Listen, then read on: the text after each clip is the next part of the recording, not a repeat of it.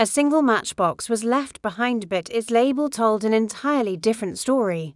Welcome to Enigma Obieto. I am your host, Arthur. I'd love to know who's joining us tonight. Drop a comment with your location. Your messages bring this mystery to life. I always enjoy reading them. Let's begin. A stranger dies at a garden party, but the truth was planted long before the murder. Welcome to Enigma Obieto. I am your host, Alejandro. Let's grow this mystery-loving community. Comment below and tell me where you're tuning in from today. I always look forward to hearing from you. Your messages mean more than you know. Let's step into the story. The garden at Lavender Edge had never looked more delightful. Neatly trimmed hedges bordered an expanse of emerald lawn, and under the afternoon sun, white linen-clad tables gleamed with the promise of sponge cakes, finger sandwiches, and glasses of elderflower cordial. It was the sort of warm June day that made the residents of Nether Barrows feel that perhaps life was still quite civilized after all. Mrs. Isabel Brent, recently widowed but still full of authority, was the hostess of the occasion. It was her annual charity tea in aid of the St. Mildred's Roof Repair Fund, and attendance was both a social obligation and a matter of pride. One simply didn't miss Mrs. Brent's garden party unless one had died or, as the village would later come to murmur, was about to. Among the assembled guests were the usual suspects of village society. Colonel Faraday, a bright and ruddy-cheeked, always half listening for any mention of the war; Mrs. Larch, with her ever-present lorgnette and rumoured penchant for port; the vicar and his shy young wife; and of course Miss Marple, knitting bag neatly tucked by her wicker chair, quietly watching the world through her pale, intelligent eyes. The hum of polite conversation mingled with the distant clink of teacups, but the air held an odd undercurrent like the moment before a summer thunderstorm. Mrs. Brent's niece, Verity Huntley, had returned from London for the summer and was attracting considerable attention. Tall, raven-haired, and with a smile that rarely reached her eyes, Verity stood by the honeysuckle trellis talking to a man many villagers had never seen before. He was lean and darkly dressed, his accent unmistakably foreign, perhaps Eastern European. His name, when introduced by Mr. Alexander Drogon, elicited polite but curious glances. What business had Verity with him, and why had he appeared so suddenly in their midst? Miss Marple, who rarely spoke unless directly addressed, sipped her tea and observed. The matchbox, a small, ordinary item, had fallen from Mr. Drogon's jacket pocket earlier, unnoticed by most, but not by her. It bore the faded crest of a hotel in Trieste. She had picked it up when no one was looking and slipped it into her reticule. An odd detail, to be sure. One never knew when a matchbox might be useful in a tale of human folly. The party continued with a display of local watercolours and a short speech from Mrs. Brent, who thanked everyone in her usual self-important tone.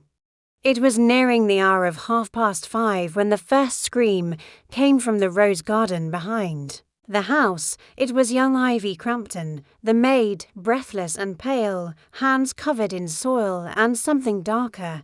"He's dead," she cried, pointing toward the hedge walk.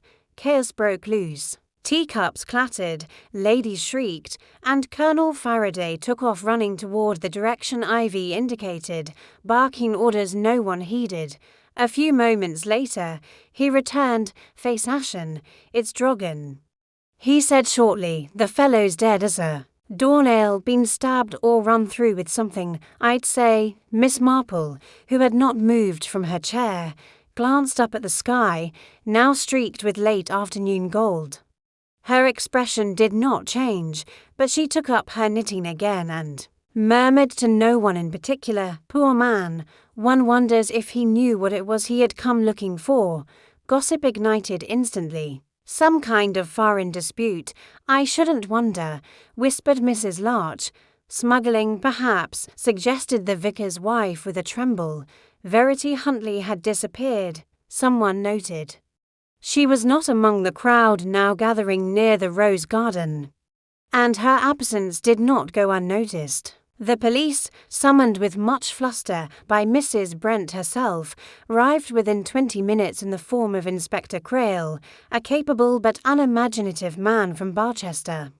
He was already taking notes, frowning as he asked names and relationships. In clipped tones, Miss Marple answered simply, offering her details without embellishment. She was, after all, only a retired lady who enjoyed gardening and committee work. But her mind was already working quietly, almost musically, drawing connections between an Eastern European matchbox, a niece too sophisticated for village life, and the curious manner in which Strogan had kept glancing toward Mrs. Brent's conservatory. That evening, long after the guests had departed and Lavender Edge sat cloaked in shadows, Miss Marple sat in her sitting-room at Hillside Cottage, a small lamp illuminating her teacup and the matchbox she had retrieved. She examined it again. Fingers light but firm. Not many people would notice the significance of a hotel's matchbox. Fewer still would understand why such an item, dropped by accident or perhaps deliberately, might point to murder. People are very much like lace, she said aloud to herself, a smile touching her lips. The pattern is clear only if you know how to look through the holes. Outside, the night deepened, and in Nether Barrows, the first crack in the peaceful facade had split wide open, and Miss Marple, calmly and without fuss, had already begun her quiet war with the truth. By the next morning, the sun had risen over Nether Barrows with an air of forced normalcy, as if nature had politely declined to acknowledge the murder of a foreign guest at a village fete. The birds chirped, milk bottles clinked on front steps, and the smell of warm scones drifted from Mrs. Draper's bakery. But beneath this pastoral calm, something less visible pulsed whispers, worry, speculation, at the Blue Larkspur, the only tea room with decent tea and an ever-curious clientele. The scandal bloomed like a climbing rose. The murder at Lavender Edge was not just news, it was a full-blown social earthquake. They say he was stabbed clean through, murmuring Mrs. Elsie Longden to her friend Sybil, over to pots of Earl Grey and a shared slice of Dundee cake, right there by the hydrangeas, poor man. Not English, though, was he, Sybil replied, in the tone of someone offering a mitigating factor, some kind of Czech or Serb. No one really knew him, which always makes one wonder. At the vicarage, Reverend Calthorpe fielded inquiries with strange cheer. He had spent the better part of the morning attempting to console Ivy Crampton, who had been given a strong dose of tea with brandy and told to rest. His young wife, Harriet, hovered nearby, biting her lip. He was just standing there, like he didn't belong. Harriet said, even before it happened. And Verity, well, she acted as if she were performing in one of those London plays. Miss Marple, meanwhile, had chosen to do what she always did in times of village upheaval, walk. Wrapped in a pale blue cardigan and a straw hat tied with faded ribbon, she strolled the perimeter of Lavender Edge, nodding to the constable stationed by the gate. Her pace was unhurried, her eyes flicking over the rose beds and the small gravel path leading toward the back of the garden. She paused near the honeysuckle trellis, where Verity had stood the day before. A single hairpin glinted between the paving stones, small, tarnished, and easily missed by a man in boots. Miss Marple smiled faintly, then turned and headed down to the post office, where conversation was at its most uninhibited. "Oh, Miss Marple," called Mrs. Prowse, the postmistress, as soon as she entered. "You've heard, haven't you, about that dreadful man?" "I did hear there was an unfortunate incident," Miss Marple said mildly. "Such a thing in our dear village. Why, one doesn't quite know what to say." Mrs. Prowse leaned in. "Verity Huntley's been up since dawn, pacing the edge of the vicarage green, pale as milk, she is." And her aunt, Mrs. Brents, is taken to her bed with a hot water bottle and a police constable outside her sitting room door. Poor Isabel, Miss Marple murmured. Her parties were always a little ambitious for the size of her garden. Still, I expect. The police are satisfied. Oh, no, said Mrs. Prowse, eyes gleaming. Inspector Creel's been questioning everyone again this morning. And they say now I don't repeat gossip. Of course, but they say Mr. Drogon had no luggage, arrived at 9:02 from Paddington and hadn't booked a return ticket. Makes one wonder what he was doing here at all, doesn't it? Miss Marple nodded slowly. Yes, unless he thought he wouldn't need one. Back at Hillside Cottage, she sat down with her gardening gloves still in her lap. The matchbox rested on the arm of her chair, its edges worn, its label flaking. She had carefully copied the name and emblem, Hotel Miramare, Trieste, that detail continued to niggle at her. It wasn't just foreign, it was foreign in a way that suggested escape, or exile, or pursuit. She was still pondering this when a sharp knock echoed from her front door. She rose and opened it to find Inspector Creel, hat in hand, his broad face set in an expression that hovered between duty and discomfort. Miss Marple, I wonder if I might have a word.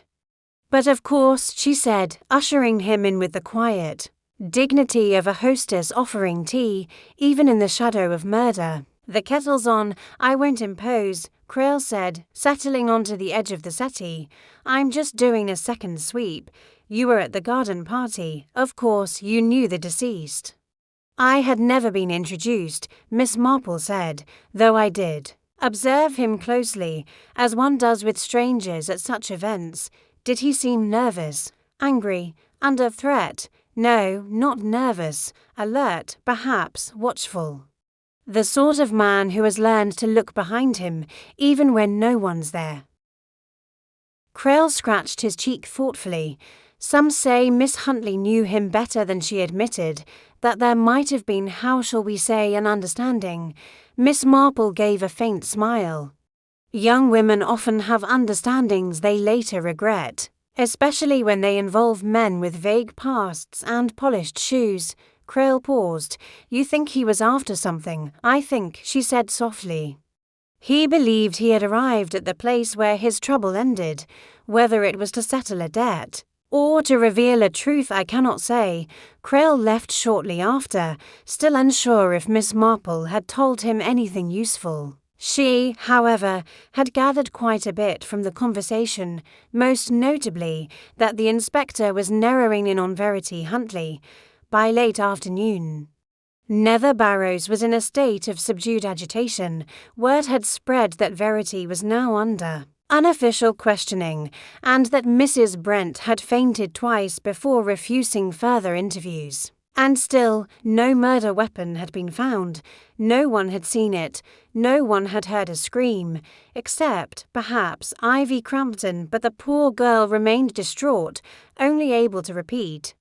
He was just lying there, his eyes all open, that evening, as the light faded into a hush of lavender and grey. Miss Marple stood at her window and watched the silhouettes of villagers moving behind lace curtains. The village, she knew, would return to calm soon enough, but the roots of this matter lay deeper among the private betrayals and past scenes that clung like ivy to old stone walls. She opened her notebook, where she had begun a modest list. 1. Verity Huntley, connection to Drogon unknown, evasive, emotionally detached. 2. Mrs. Isabel Brent, sudden illness, tightly controlled household, past conflicts.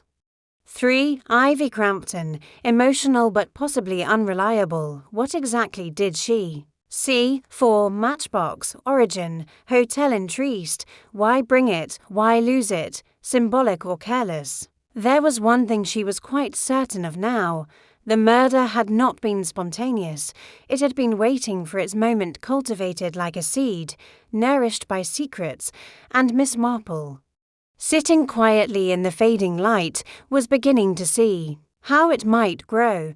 The following day dawned clouded and unusually still, as if the village itself was holding its breath. Nether Barrows, ever devoted to routine, attempted to carry on with its ordinary business, though few could do so without casting glances toward Lavender Edge or lowering their voices when passing the Hundley household. The death of Mr. Drogon had become the fulcrum upon which every conversation turned.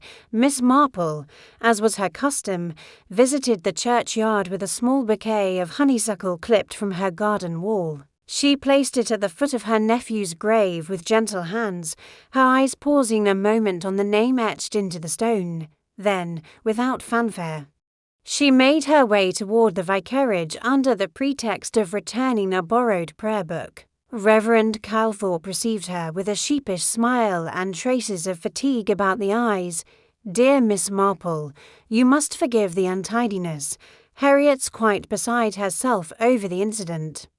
Ivy's still resting here, poor girl." The inspector felt she might do better away from Lavender Edge for now. "I quite agree," said Miss Marple, settling into a chair in the sunlit drawing room. "A young girl's nerves can fray terribly after such a shock. I wonder, has she spoken further about what she saw?" The vicar hesitated. "Only bits and pieces. It seems she stumbled upon him entirely by accident and was sent to collect some gardening shears from the lower potting shed. Says she saw a dark shape among the roses, no scream, no sound of struggle, just stillness." Miss Marple folded her hands neatly in her lap. "How curious. One might think a man being stabbed would cry out, unless, of course, he had reason not to." The Reverend blinked. "Not to cry out. Well," she said softly, "perhaps he knew the person, or perhaps he never saw the blow coming." As she took her leave, Miss Marple asked if she might visit Ivy for just a minute, not to question. Of course, merely a comforting word. Upstairs, in a small guest room overlooking the vicarage garden, Ivy Crampton lay propped against crisp white pillows. Her face was drawn, her eyes puffy from weeping. "I'm sorry to trouble you, dear," Miss Marple said kindly, taking her hand. "I thought you might feel better speaking to someone not in uniform." Ivy gave a faint smile, then whispered, "He looked peaceful, Miss Marple. Not frightened, just empty, his eyes open." But not seeing anything at all, Miss Marple gently patted her hand, and there was no sign of anyone else nearby, no coat dropped or footprint. Ivy shook her head. "Just the smell of the roses. They were blooming thickly. I stepped backward and tripped. That's how I got the soil on my skirt." Miss Marple's eyes rested on Ivy's wrist, where a faint red mark curved around the skin, thin, precise, not quite a bruise. "And this, child, did you fall against something?" "Oh no, that's from Mrs. Brent's greenhouse door. It stuck, and I yanked it hard that morning." Miss Marple's gaze lingered for only a moment.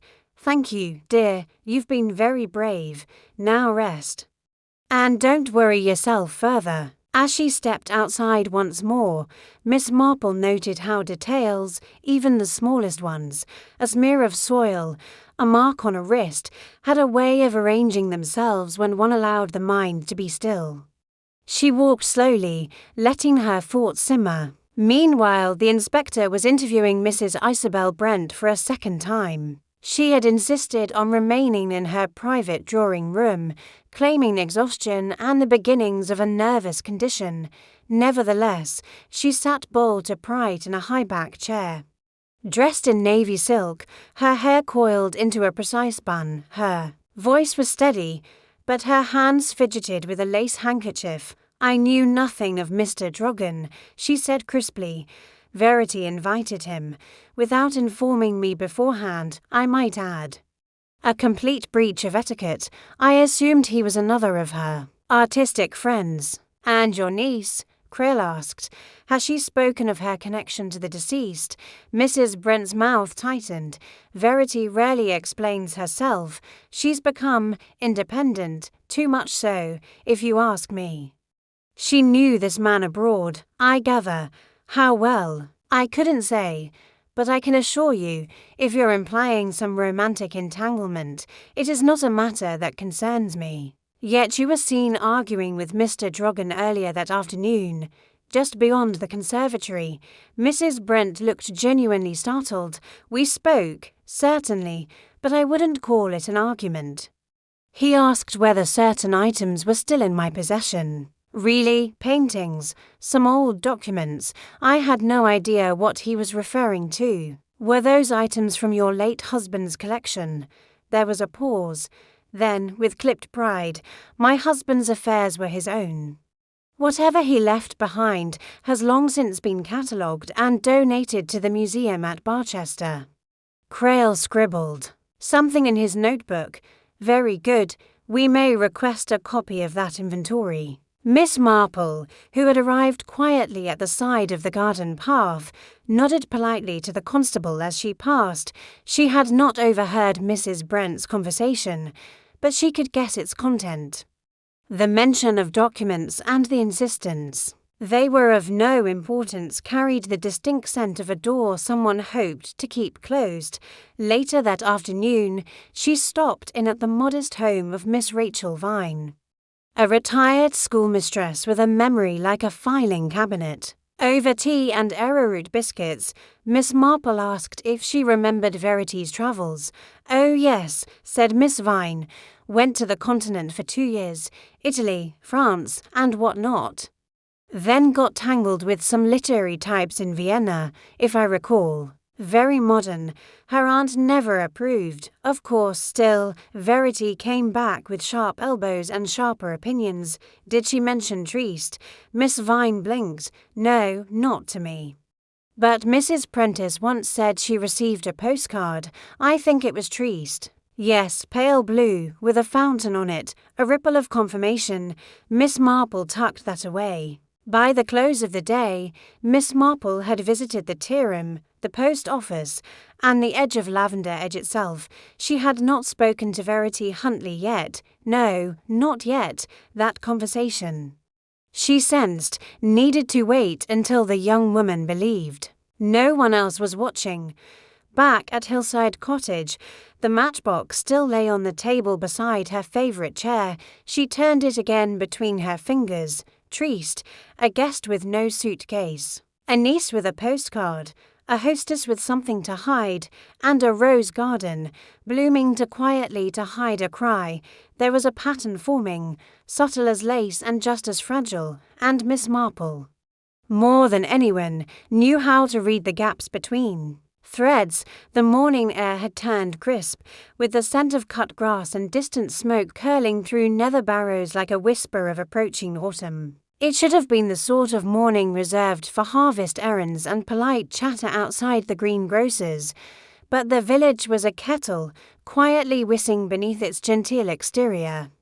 By 9 o'clock, Inspector Crail had taken up temporary residence in the old parish office, a modest red brick building just off the high street. The place had once been used for flower-arranging committees and amateur dramatics, but now served as headquarters for the murder inquiry, complete with folding chairs, overfull ashtrays, and a stack of mismatched teacups none of the constables dared wash. Crail stood before a corkboard pinned with photographs and scraps of notes, most of them centred on a large black and white photograph of Mr. Alexander Drogon, copied from his passport. "Right," Crail muttered, addressing Constable Barnes. "We've ruled out robbery. Nothing on the body was taken. No sign of forced entry at Lavender Edge. No known associates outside Miss Huntley. That makes her our strongest lead."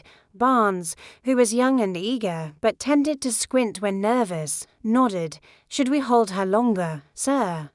"We've no grounds yet, but she's hiding something, and indeed, Verity Huntley had not endeared herself to the inspector during her previous interviews." She answered crisply, with cool, untroubled eyes, and her hands remained folded in her lap with the poise of a woman waiting for the interval bell at Covent Garden. There was no trace of grief on her face, no panic, only a detached watchfulness, as though she were waiting to see how clever the police might be. That same morning, Miss Marple took it upon herself to pay a call to verify, not under the pretence of sleuthing, but, as she put it, to check in on a girl who had suddenly found herself in very deep water. The Brent household, though diminished in cheer, was as meticulously kept as ever. A uniformed constable lingered at the garden gate, and the parlour smelled faintly of lavender polish and faint disapproval. Verity greeted Miss Marple in the drawing-room, her silk blouse immaculately pressed, her hair pinned back with precise symmetry. She stood beside the fireplace, where a single photograph of her late uncle, Colonel Brent, sat in its silver frame. "I'm not sure what you expect to learn from me," she said after the usual pleasantries had been exchanged. "I've already told the police everything." "Oh, my dear," Miss Marple said, settling comfortably into a stiff armchair, "I don't come seeking confessions. At my age, one learns the value of listening rather than interrogating. I thought perhaps you might be weary of being spoken at." Verity's shoulders relaxed a little. "Yes, everyone speaks to me these days, as though I'm something to be explained." Miss Marple tilted her head, eyes calm but unwavering. "Perhaps you are, you see. Most people here only remember the girl who ran off to the continent with her sketchbooks and opinions, but I wonder what sort of woman returned." Verity offered a small, hollow laugh, not the sort they expected. "No, nor, I suspect, the sort Mr. Drogon expected either." A brief silence. Verity moved toward the window, her arms folded tightly. "I met Alexander in Vienna," she said slowly. "He was charismatic, intense, spoke 6 languages and rarely stayed in one place for more than a season. We weren't lovers, if that's what the village thinks, but we shared a cause once: art, politics, preservation. He wanted to protect things others wished to forget." Miss Marple said nothing, her fingers resting lightly on the armrest. "There was a letter," Verity continued. "He sent it weeks ago, said he was coming to England and needed somewhere safe. I didn't tell Aunt Isabel. She would have called the embassy the moment he arrived." "Did you believe he was in danger?" Verity hesitated. "I believed he believed it. And yet," Miss Marple said softly, "he ended up alone in a garden, bleeding into the soil." Verity turned then, sharply. "You think I killed him?" "I think," Miss Marple replied gently, "that you're protecting someone, and I think you're clever enough to do it convincingly." Before Verity could answer, a knock sounded at the door. It was Mrs. Brent, leaning heavily on a carved cane and wearing a look of severe concern. "I thought I heard voices," she said coldly. "Jane, I'm sure Verity would appreciate some rest." "Of course, Isabel," Miss Marple said with a smile. "One forgets how tiring it can be to carry burdens one didn't ask for." As she left, she passed again by the conservatory, pausing briefly to glance at the shelf beside the door. A row of dusty glass jars, several gardening books, and an odd gap where something long and slender had once rested. That afternoon, Inspector Crail called a meeting with the village doctor, the Reverend Calthorpe, and Miss Marple. The location was the vicar's study, where stained glass cast coloured shadows on leather-bound tomes and the smell of aged paper filled the air. "We've identified the weapon," Crail announced. "It was found behind the bramble hedge, an old fencing foil, sharpened and broken at the hilt. The sort used in amateur duels or theatrical props. According to the constable at Lavender Edge, Mrs. Brent's late husband kept one in his conservatory. It's missing." Miss Marple gave the barest nod. "And whose fingerprints were found?" Crail frowned. "None. Wiped clean." "Then perhaps the killer wasn't worried about being seen," Miss Marple said quietly. "Just about being remembered." The room fell silent for a beat. Crail cleared his throat. "At this point, our strongest suspects are Verity Huntley, based on her connection to the victim and possibly Ivy Crampton, if she saw something and has lied to cover it up." Miss Marple raised an eyebrow. Ivy, oh, my dear Inspector, she has the soul of a robin jumpy, perhaps, but not violent, and as for Verity, she's certainly hiding something. But guilt wears different colours. Then whom would you suggest we look at? Miss Marple glanced at the teacup in her hand. Sometimes the most dangerous people are those who pretend to have no involvement at all, people who have spent years cultivating silence. That evening, as Nether Barrows sank into twilight, the whispers grew louder.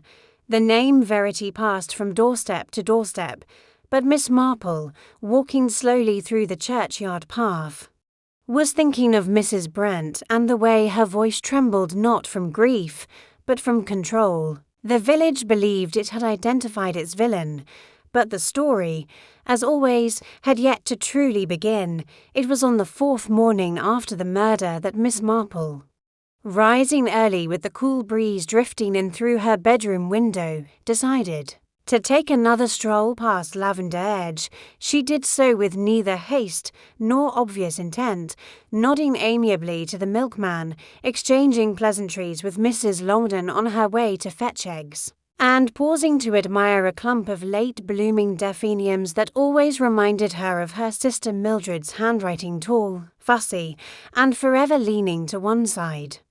Lavender Edge stood quiet under the rising sun, its windows shuttered on the eastern side, and the rose garden still dotted with yellow tape from the police. It looked like any other morning in Nether Barrows, peaceful, drowsy, almost forgetful, and yet Miss Marple knew that beneath that quiet facade something unspoken festered. She waited until the constable on duty turned away to light a cigarette before casually approaching the side gate. A small gravel path curved toward the potting shed, the one Ivy Crampton had been heading for when she found me, Drogon's body. Miss Marple had always held a fondness for potting sheds. They were, she believed, miniature representations of their owners' minds, part logic, part disorder, filled with things kept just in case. She slipped inside. The air was thick with the scent of compost and dried lavender. Old tools hung from hooks, twine spools sat in rusted tins, and along the narrow shelf beside the window was a collection of seed packets, gardening gloves, and tucked half under a watering can a white handkerchief with a faint smudge of something dark. Along its edge, she examined it delicately. The monogram was worn, but the initials were unmistakable. I.B. Isabel Brent. Miss Marple turned the handkerchief over and noted the edge finely stitched but torn, as though it had been caught on something and hastily yanked free. She did not pocket the item, but she folded it neatly and set it back in the exact place, her eyes narrowing ever so slightly. Outside, a robin trilled on a thorn branch. She stepped out just in time to see Reverend Calthorpe hurrying along the garden path, his face unusually flushed. "Miss Marple," he called, adjusting his coat, "I was just on my way to find you.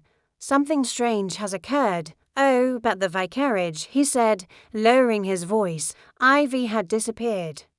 She was last seen just before breakfast, left a note saying she had gone to stay with her sister in Bramble Heath.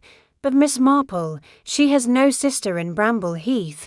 She has no sister at all. Miss Marple's eyes held a flash of concern, though her tone remained even. How long ago? Not more than an hour. Her bed was slept in, but the sheets weren't even creased. "We fear she left in the night." The vicar looked utterly helpless. "Inspector, Creel's been informed, of course, but Ivy's such a sensitive girl.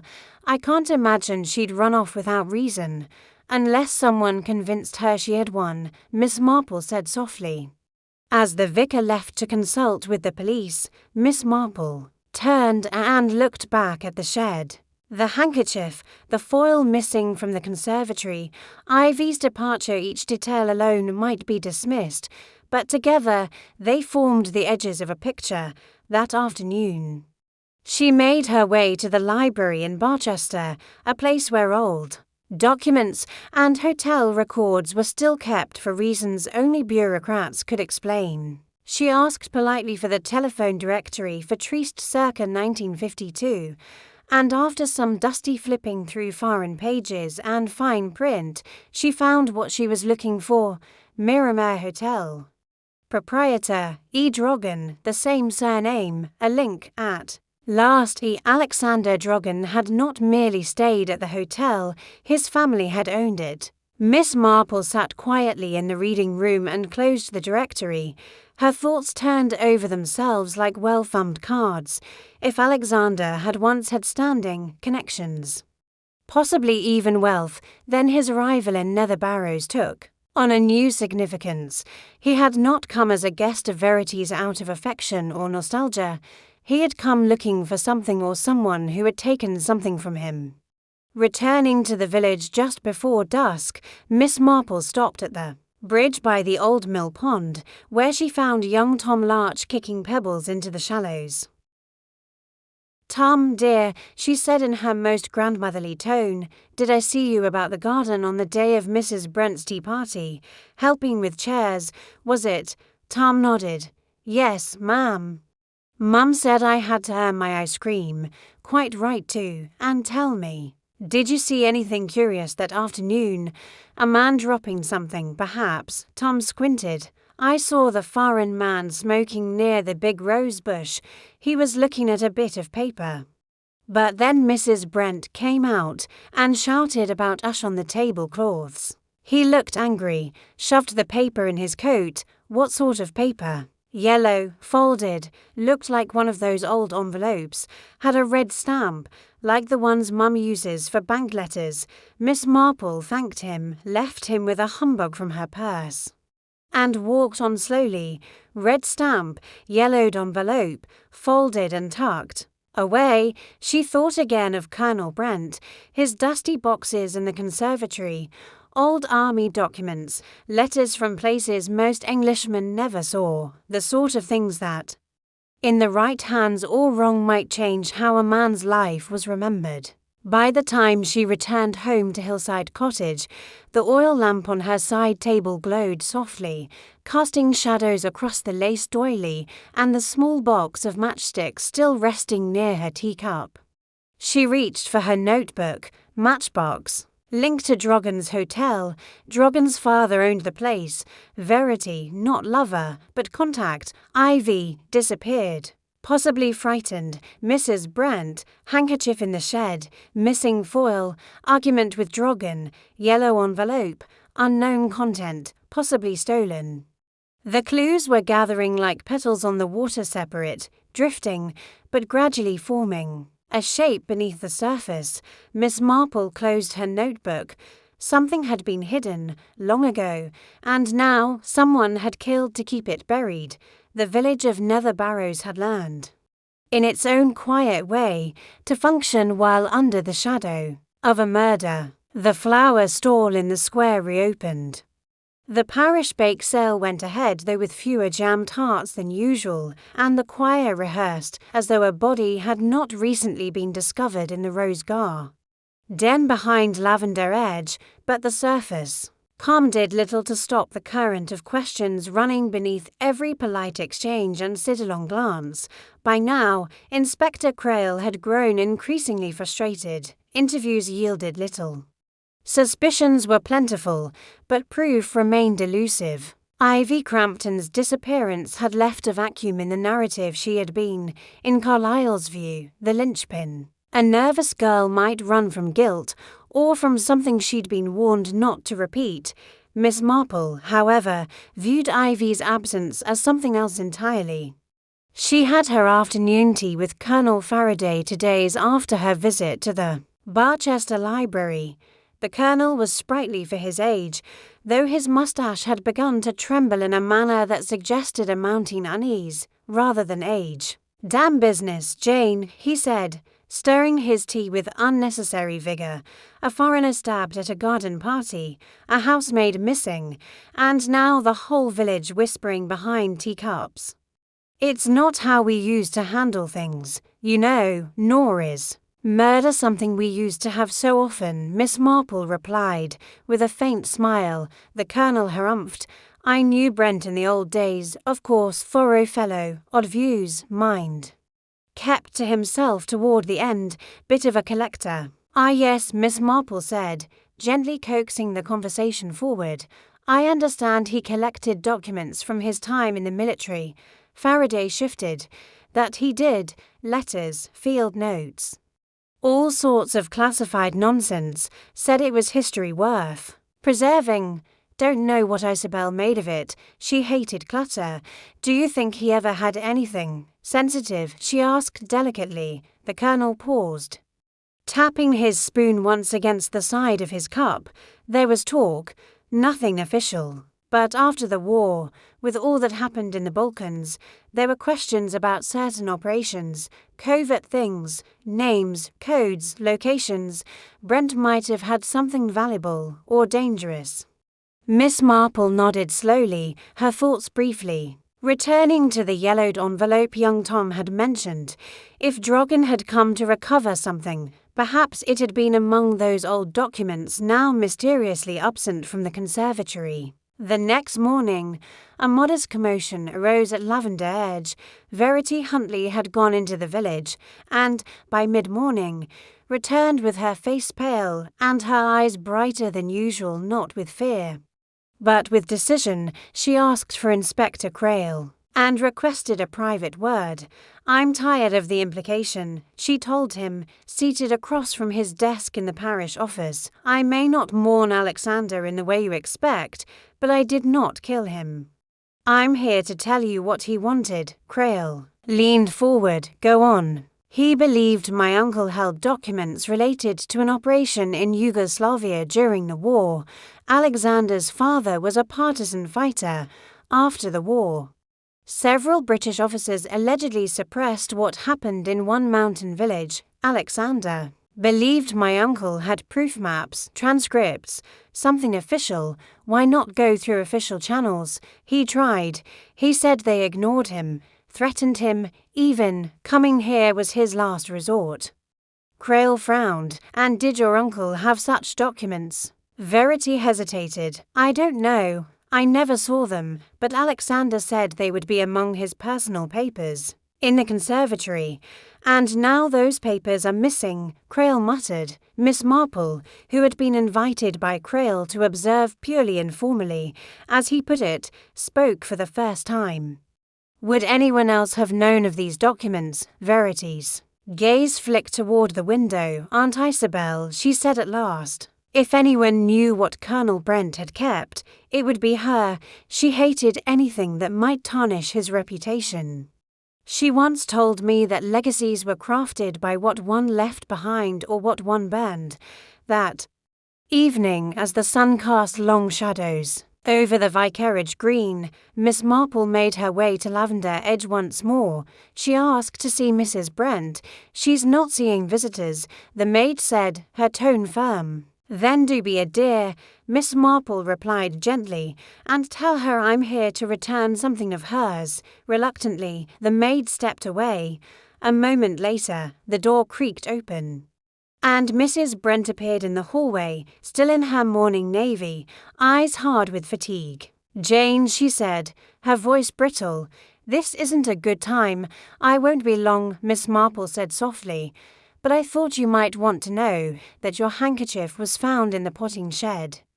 Mrs. Brent's face froze. I've always found handkerchiefs to be quite revealing, Miss Marple continued. They go where our worries lead us, slipped into pockets when we think we'll cry, or clenched in moments of fury. Yours, I believe, had blood on it. Faint, but unmistakable. I don't know what you mean, Mrs. Brent said, though her voice had grown faint, and the fencing foil, Miss Marple said. It was once proudly mounted in your conservatory, wasn't it? Now it's gone, though I dare say it hasn't gone far. Mrs. Brent took a step back. Her hands trembled. You don't understand. My husband was a good man, a decorated man. He didn't deserve to be smeared by some foreigner digging through the past, so you destroyed the documents, Miss Marple asked gently. Mrs. Brent closed her eyes. He found the envelope. she whispered. The day before the party, he showed it to me and said he'd reveal everything. I couldn't let that happen, not to my husband's name. Miss Marple waited, silent, stretched. I only meant to scare him, Mrs. Brent said, her voice breaking. We argued. I told him to leave, to never come back, but he was stubborn, and then it was in my hand, that ridiculous fencing foil. I didn't even realize until he was lying there, eyes open.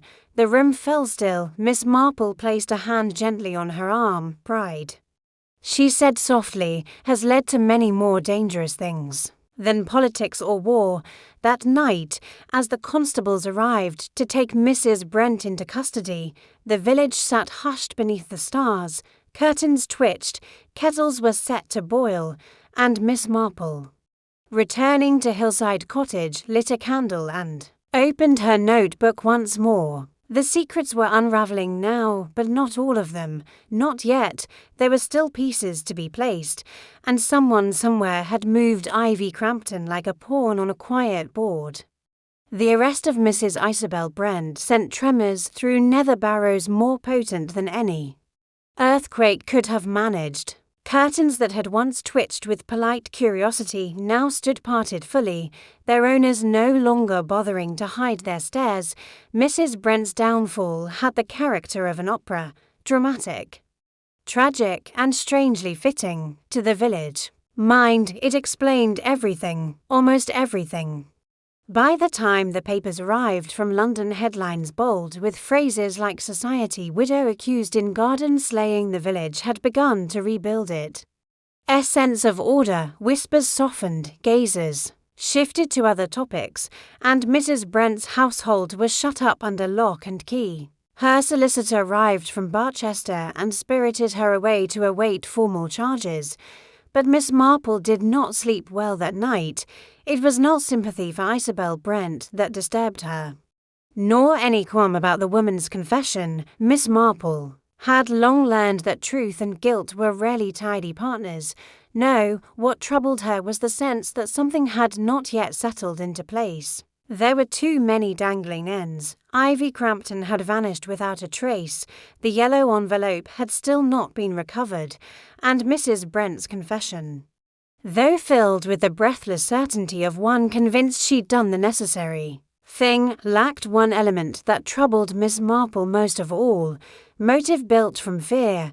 Yes, but not the sort of fear that caused people to kill with such clinical silence.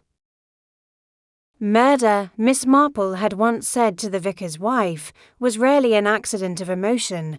It was often something far colder, calculated, even rehearsed. That thought returned to her the next morning as she visited the vicarage once more. She found Harriet Calthorpe folding linen in the drawing-room, her face drawn but calm, she confessed. Then Harriet asked quietly, her eyes never lifting from the fabric. Yes, Miss Marple replied, though I am not entirely convinced she was the only one involved. Harriet paused, her hands motionless. Ivy still gone, Miss Marple added, and no one seems particularly worried by it. The vicar's wife gave a small shake of her head. I think people are relieved not to have to ask questions about her. She always made people uncomfortable, so timid. She clung to shadows, you know. People often do, Miss Marple said gently, when they're being watched. Harriet looked up at that. Do you think someone threatened her? I think she saw something. Something that frightened her more than the murder itself, and I think someone made certain she remained frightened. Miss Marple departed soon after and headed directly to the post office. Mrs. Prowse greeted her with the usual warmth. But Miss Marple noticed that the postmistress's smile dimmed just slightly when she asked after Ivy. Funny thing, Mrs. Prowse murmured, leaning across the counter. We did have a telegram come through the day before she vanished, sent to her name. Didn't think it was odd at the time, but now. Do you recall where it was from? Mrs. Prowse fetched her ledger, paid from a kiosk in Barchester, no return address. Miss Marple nodded. Did she reply? Not that I saw. By midday, she was on the train to Barchester. She walked the street slowly, eyes flicking toward corners and cafes, reading people's faces as if they were chapters in a half-forgotten novel. The station post kiosk still stood, manned by a sleepy-eyed youth who remembered nothing of the telegram. But when Miss Marple inquired at a nearby lodging house, a humble sort of place with flowered curtains and a chipped tea service, the landlady's memory proved sharper. "Oh yes," said the woman, wiping her hands on her apron. "Had a young girl for one night. Gave the name Ivy but didn't say much else. Paid in cash. Seemed anxious, kept her bag with her the whole time. She didn't leave anything behind." The woman hesitated, then reached into the sideboard drawer. "Just this, slipped under the bed. I meant to post it to her, but there wasn't an address." Miss Marple took the envelope with both hands, pale yellow, red wax seal. She didn't open it there. She waited until she was back in her room at the Barchester Women's Hotel. Sitting upright in the stiff-backed chair, the light from the lace-curtained window falling across the paper like a benediction. Inside the envelope was a single page, an official memorandum, faded, typed, signed. It was a report, dated 1945, detailing the location and execution of 3 men accused of betraying Allied troops in the Balkans. The names were foreign, difficult to pronounce, but one line stood out like a shout in a chapel. Signed approval, L.T. Cole, Alfred Brent. Miss Marple exhaled slowly. The truth at last. Drogon had come not to reclaim a personal letter, nor to dig up an idle scandal, but to retrieve proof that Verity's uncle had sanctioned actions during the war which had never seen the light of a tribunal, proof of a decision that had led to death. And yet Alexander Drogon had not confronted Colonel Brent. He had confronted his widow. And someone else had known. Someone who had made sure Ivy found the envelope. Someone who had planned for Dragon to die not out of sudden rage, as Mrs. Brent believed.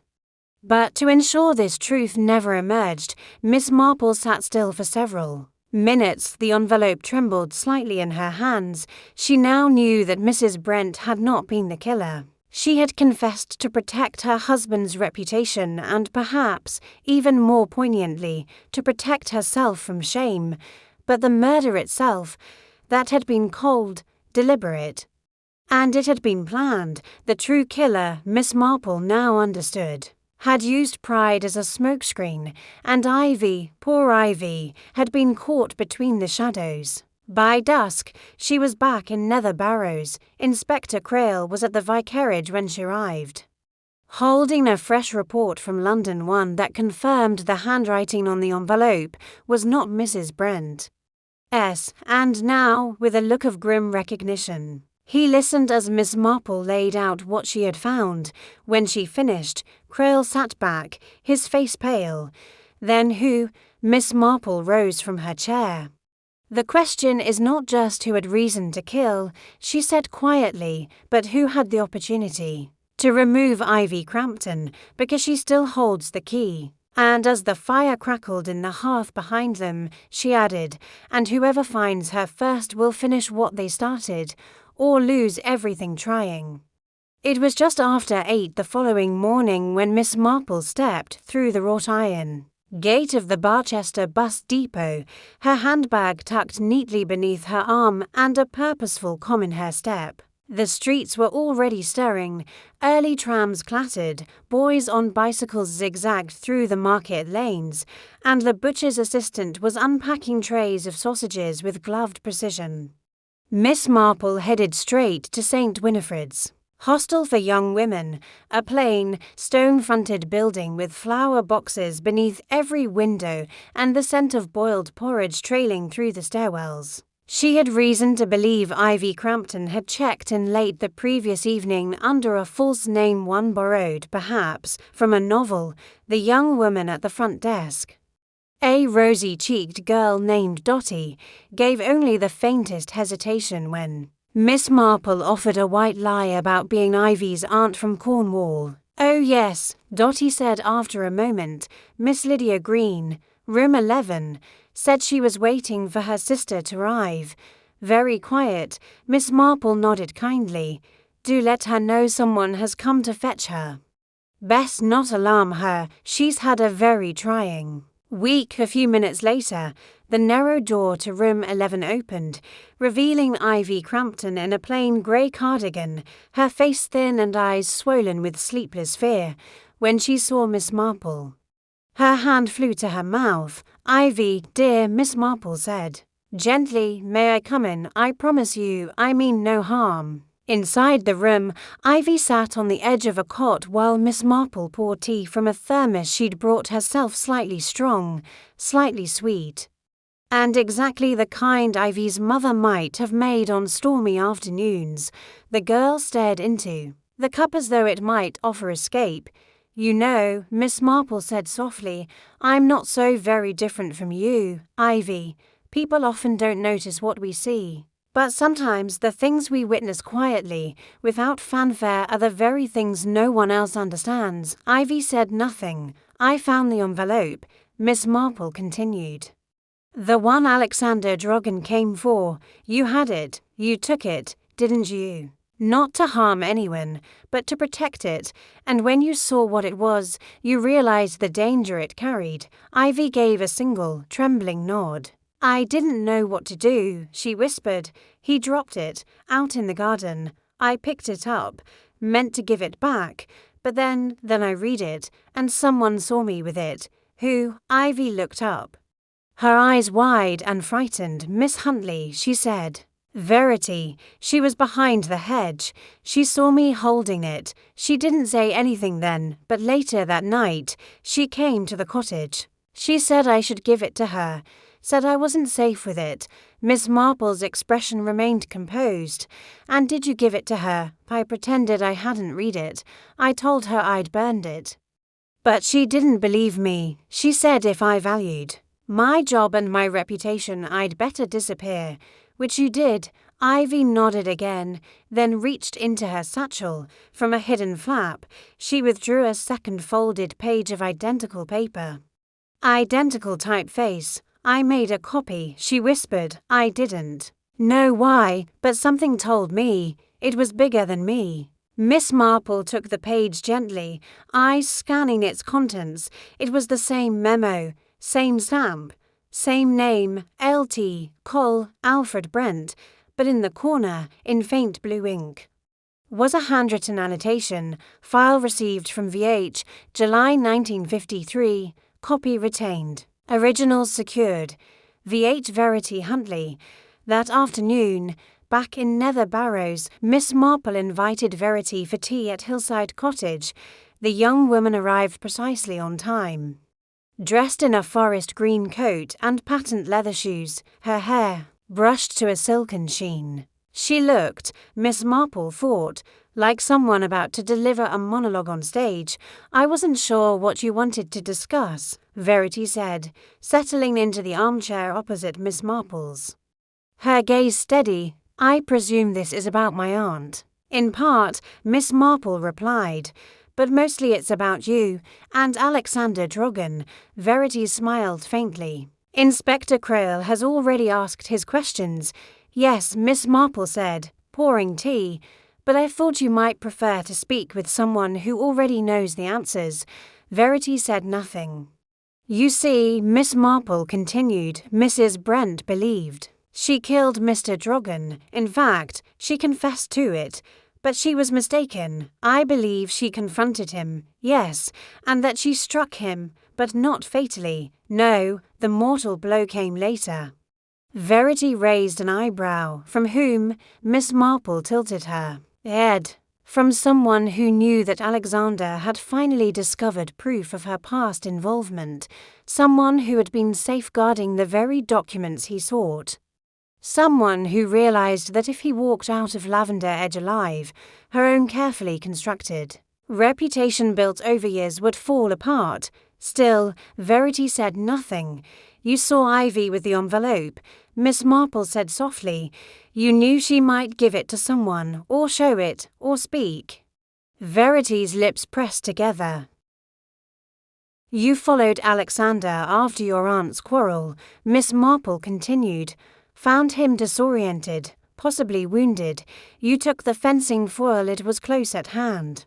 You made sure he wouldn't speak to anyone again, then you placed the envelope where Ivy could find it, frightening her just enough to disappear. A long silence fell between them. Finally, Verity leaned back in her chair and exhaled. So clever, she murmured.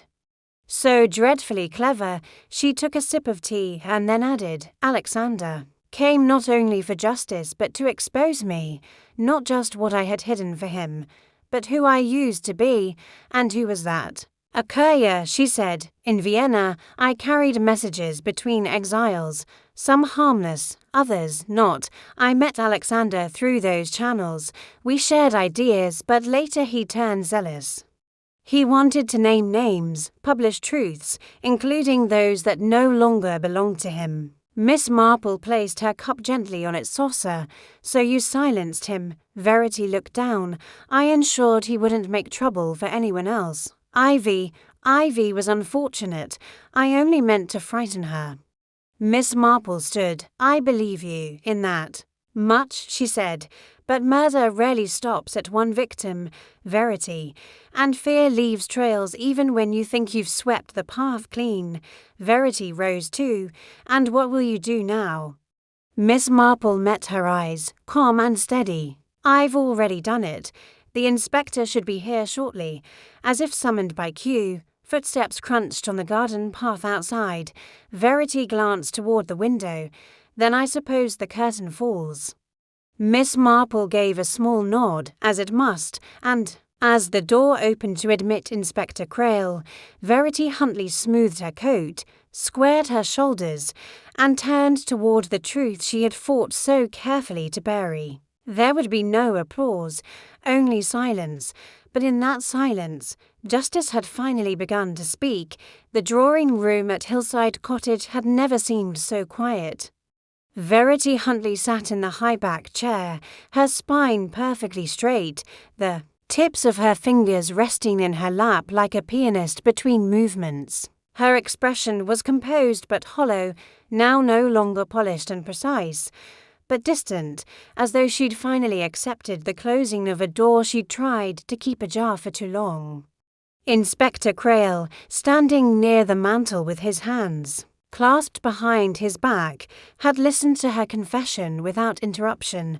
Miss Marple, meanwhile, sat with her knitting in her lap, though her hands hadn't moved in nearly 20 minutes. I wanted to believe it could be managed, Verity said, breaking the stillness.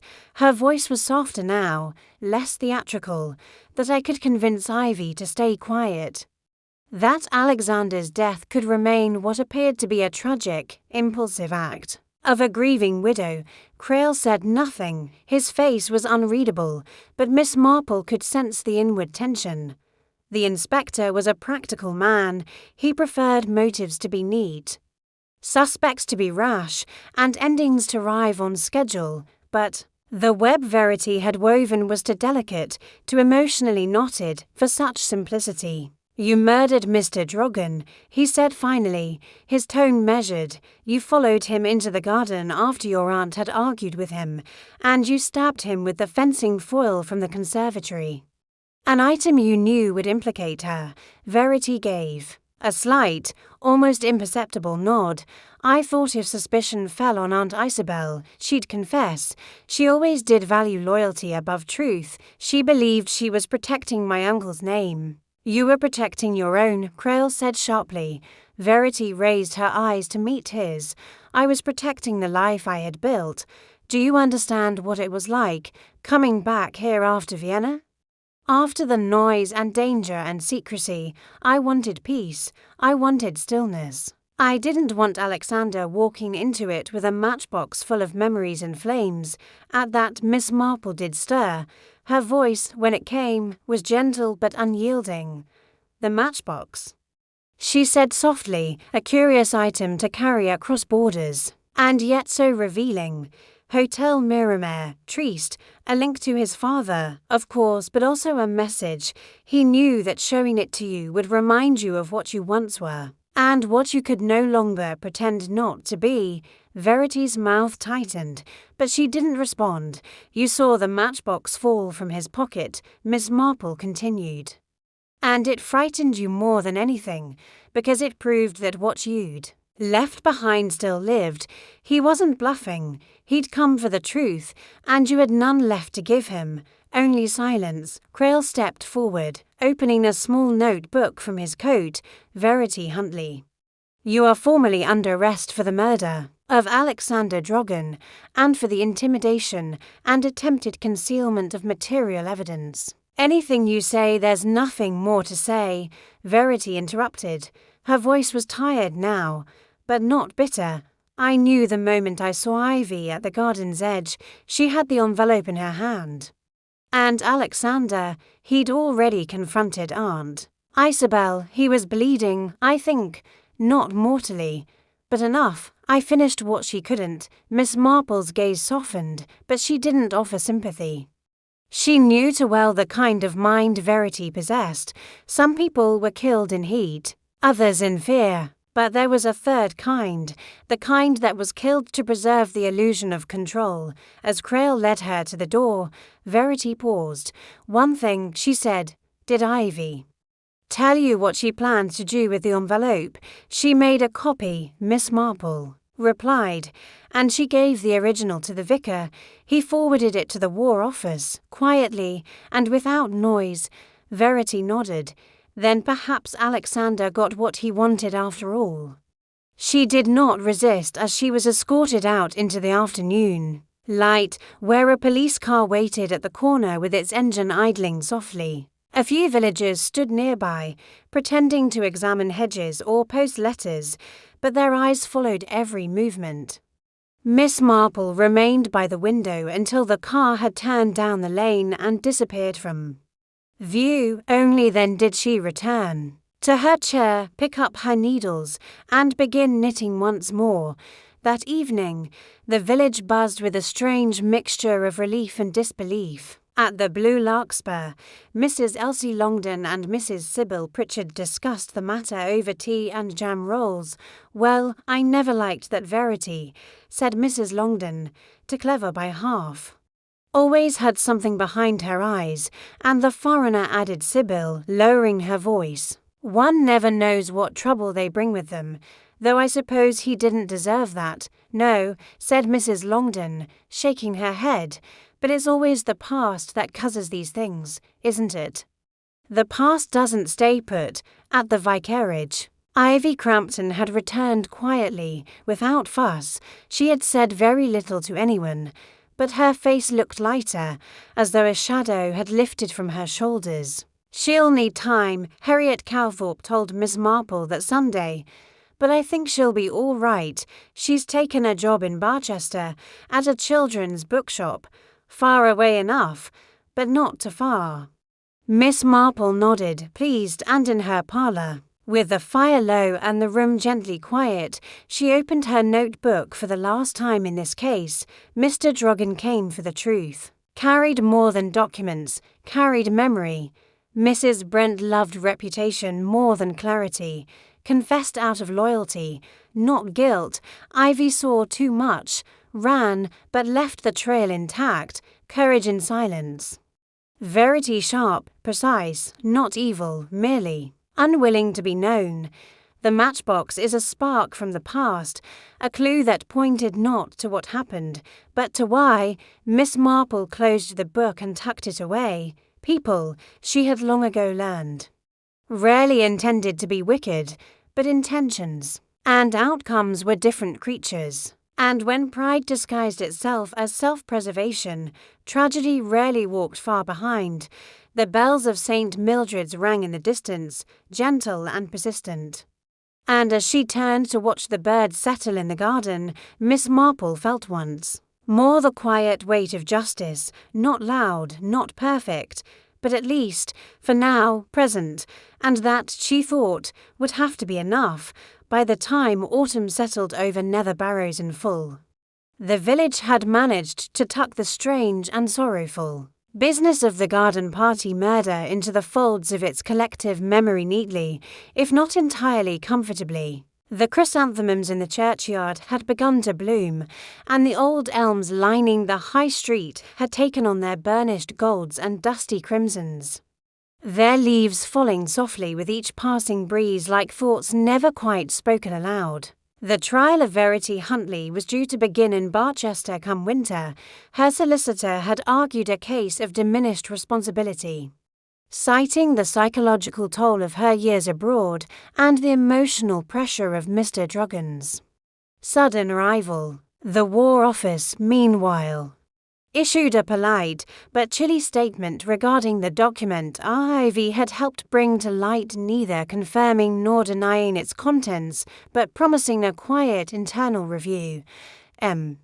Most of the villagers, after a few weeks of gossip and speculation, found themselves returning to their routines, as villages tend to do. The harvest fair was held without incident, the Women's Institute resumed its meetings, and the pews of St Mildred slowly filled again with those who had avoided the church during the height of scandal, and yet certain conversations still hung like smoke in the corners of tea rooms and shop fronts. Poor Ivy, they would say, such a fragile thing, who'd have thought she'd been at the centre of it all? Or do you think Verity ever truly meant to kill him, or was it simply a terrible moment gone too far? No one had an answer. Only Miss Marple, in her quiet way, seemed to know how deeply such things were sewn into the fabric of human nature. She had invited Ivy Crampton for tea the following Sunday. It was a clear, bright afternoon, and Hillside Cottage looked especially welcoming, with a small fire crackling in the grate and the smell of plum scones in the air. Ivy arrived wearing a sensible navy coat and carried a parcel tied with string. "I brought something for you, Miss Marple," she said shyly. "It's not much, just a few of my pressed flowers. I thought perhaps you might like them for your scrapbook." Miss Marple accepted the gift with warm hands. "You are very kind, my dear, and thoughtful, which is a rarer quality." They sat together for nearly an hour, speaking not of murders or documents or telegrams, but of gardening, winter bulbs, and the sorts of things that tether the soul when the world has been made unsteady. "I still think of him," Ivy said at one point. "Mr. Druggan. I don't think he meant to frighten anyone, only to be heard." Miss Marple nodded. "It is a lonely thing," she said softly, "to carry truth that no one wants to see." After Ivy had gone, Miss Marple remained seated near the window for a long while. Outside, a light mist had crept over the hedgerows, turning the sky to pale silver.